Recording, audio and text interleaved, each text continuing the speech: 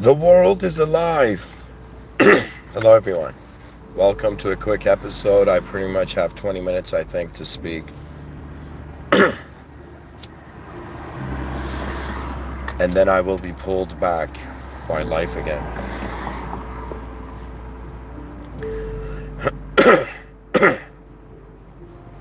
What I want to speak to the viewers about is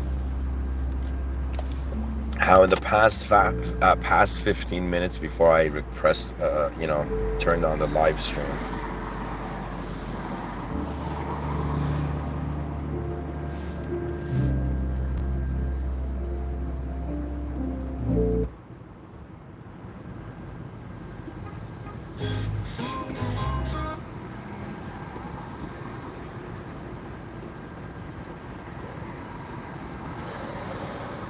just a second, guys, I'm fixing the music.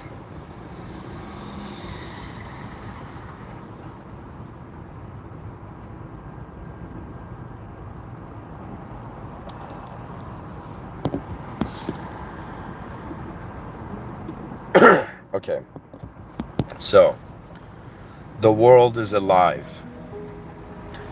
And why is this title, why is this sentence important, and what was I emotionally going through before I pressed the record button? That's the question. So first thing I would say is that I'm kind of being like officially a human being that is saying to all other human beings that life is not just limited to its complexity, is not just limited to organisms. The whole thing is alive. This world is alive right now. Whatever way we put symbols on it, it's a life. It's a force of life, right? I mean, think of it this way, that there were creatures after a very long time, they noticed themselves and they noticed the vastness of the cosmos, the vastness of this existence, and how meaningless it is. They didn't even have a word to call it existence. They just opened their eyes, freaked out, and either stayed an animal or converted their reality into a subjective pathway. So what I'm trying to tell you is that our ancestors feared the meaninglessness of the world and therefore retaliated, reacted into a story, turned it into a story. And honestly, that's what the human being should do. Like that's our ability, right? We turn reality into manageable chunks and then we make decisions based on that, right? Like, let's say somebody has to make a decision for the company. I find myself in those positions now.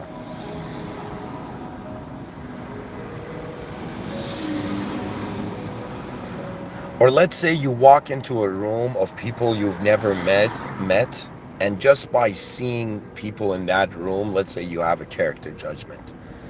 The judgment really is your own self's filter. So keep in mind that human beings are self-filterizing reality because the brain is using past patterns to explain new future ones. Simple enough, right?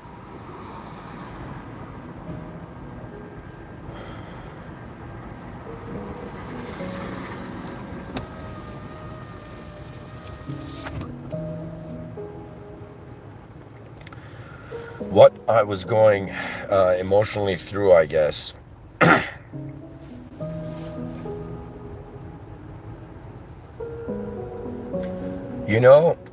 I had a feeling, something that's a huge insecurity of mine, something I'm insecure about, is one, is the action, is the activity authorized? Two, what is the activity for? I'll paint the context. Just give me a second. Let me see how I could phrase this.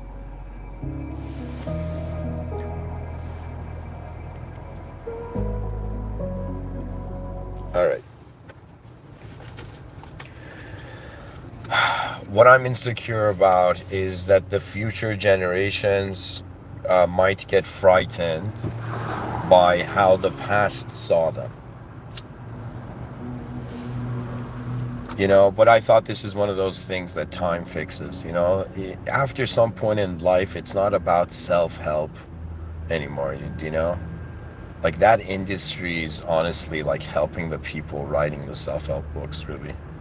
They're like, oh my God, I wrote a self-help book and all my problems went away and I made a bunch of money. But I read a self-help book and my problems never changed. So guys, remember, the self-help industry helps you if you're an author. If you're an author, it's victory. Honestly though.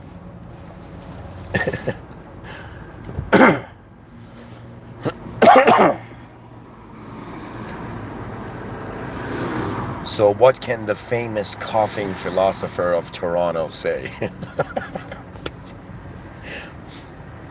Okay, guys, first let's go through the arguments of why a human being is saying the world is alive. What could have happened that a human being just like, oh my God, it's alive. The whole thing. And how it's alive is actually an interesting argument because we have to start the question from where is life happening? And if you're from your position of experience, if your mind is being the whole world,